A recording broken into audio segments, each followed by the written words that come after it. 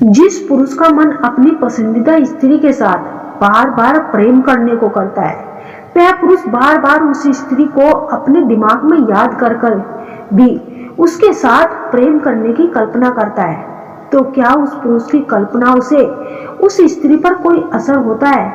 क्या जब वह पुरुष उस स्त्री को अपने दिमाग में सोचकर उसके साथ प्रेम करने की कल्पना करता है तो उस स्त्री को कोई फर्क पड़ता है?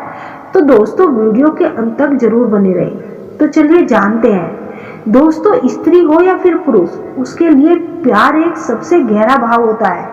यह प्यार इंसान को ऐसी मजबूती देता है कि उसे दुनिया की कोई भी परेशानियां आसान लगने लगती है।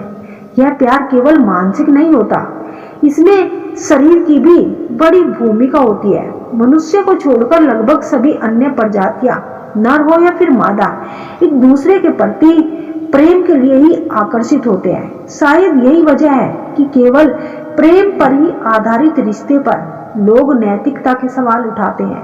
हालांकि प्रेम जीवन की सच्चाई है और इसके बिना जीवन संभव नहीं है। तो इस बात पर वेद में क्या लिखा है, आइए जानते हैं। दोस्तों, अर्थवेद में लिखा है कि जब एक पुरुष किसी स्त्री से प्रेम करता है तो उस वक्त वह पुरुष उस स्त्री में पूरी तरह से डूब जाता है, चाहे वह शारीरिक रूप से हो फिर या मानसिक रूप से हो, भावनात्मक रूप से हो या फिर जब वह पुरुष उस स्त्री के सामने अपनी भावनाओं को खोलकर प्रकट करता है, उस वक्त वह पुरुष उस स्त्री के नजरों में बस जाता है। जब पुरुष सच्चे प्रेम में पड़ता है ना, उस वक्त वह एक बहुत ही अच्छा इंसान बन जाता है और जाहिर है इसका असर उस स्त्री पर होता है और वह स्त्री भी उस पुरुष के प्रेम में पड़ जाती है और दोनों भावनात्मक रूप से एक दूसरे से जुड़े होते हैं। जो जाहिर है जब वह पुरुष उस स्त्री को याद करता है तो उसे अपनी कल्पनाओं से सोचता है, तो उसके साथ वह प्रेम करने की कल्पना करता है और उस वक्त वह अपनी पूरी आत्मा से उस स्त्री को महसूस करता है और अपनी एनर्जी उस स्त्री तक पहुंचाता है। तो इस एनर्जी का असर उस स्त्री पर होता है और वह स्त्री भी उस पुरुष की याद में तड़पने लगती है। समझो, स्त्री आपके लिए उतना ही तड़प रही है जितना कि आप उसके लिए तड़प रही हो। श्री कृष्ण कहते हैं, लोग क्या कहेंगे और संसार में हमारी छवि कैसी होगी।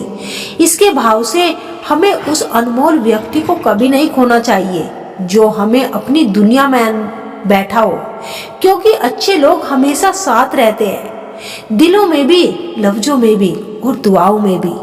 जिस्मों की चाहत में प्यार को बदनाम कर दिया, वरना प्यार तो आज भी राधा कृष्ण को ही ढूंढता है। श्री कृष्ण राधा से कहते हैं, जिसको सुनाते दर्द अपना, तुम्हारी इस दुनिया में तुमसा कोई मिला ही नहीं राधे। श्री कृष्ण कहते हैं, हे राधे, खुशियां देखकर तो कोई भी प्यार कर सकता है, इंतजार तो उसका करो जो कमियां देखकर भी साथ ना छोड़े। जब आधी रात में अचानक से आपकी नींद खुल जाए और आपकी मनपसंद स्त्री की कमी आपको बार बार महसूस होने लगे, यदि उस स्त्री को पूजने का मन और भाव आपके मन में उठने लगे, तो समझ लेना आपका प्रेम सच्चा है, सिर्फ एक आकर्षण है। क्योंकि सच्चा प्रेम कभी बाहरी नहीं होता, यह आत्मा से आत्मा का मिलन होता है। आपने देखा होगा कि राधा और कृष्ण का प्रेम भले ही दिव्य था, पर उनकी जुदाई ने राधा के दिल में एक अनकहा सा दर्द छोड़ दिया। जब कोई स्त्री आपसे बात ना करने पर, आपके कॉल या मैसेज ना करने पर बार बार आपसे गुस्सा हो जाती है या फिर आप पर बहुत गुस्सा करती है, लेकिन फिर बाद में आपको माफ करके आपसे प्यार से बात करने लगती है, तो समझ लेना वह स्त्री आपके प्यार में पागल है। ऐसी स्त्री को चाहकर भी छोड़ना नहीं चाहिए। जब कोई स्त्री किसी पुरुष के दिलों बस जाती है और वह चाहकर भी उस पुरुष को भूल नहीं पाती, तो भगवान श्री कृष्ण कहते हैं कि किसी को अपवित्र किए बिना भी प्यार किया जा सकता है।